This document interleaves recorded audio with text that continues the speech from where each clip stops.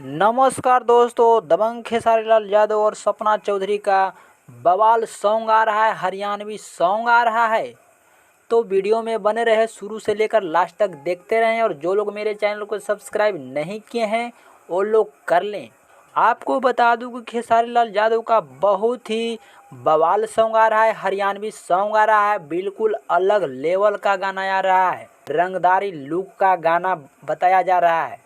आपको पता ही होगा कि सपना चौधरी कितना गजब लेवल का डांस करते हैं। हरियाणा में एकदम छाए हुए रहते हैं, मुस्कुराए हुए रहते हैं। कुछ दिन पहले पावर स्टार पवन सिंह के साथ में गाना आया था, अब आ रहा है खेसारी लाल के साथ में। तो आपको बता दूं कि खेसारी लाल के साथ में जो सॉन्ग आ रहा है, तो खेसारी लाल गाना नहीं गाए हैं, सिर्फ डांस किए हैं। सपना चौधरी गाना गाई है। तो बताया जा रहा है कि बहुत गजब लेवल का इसमें डांस है और गजब लेवल का गाना है। तो देखना ना भूलिएगा। और खेसारी लाल आ रहे हैं रंगदारी लुक में, एकदम रंगदारी लुक में, तो ज़रूर जा कर के देखिएगा।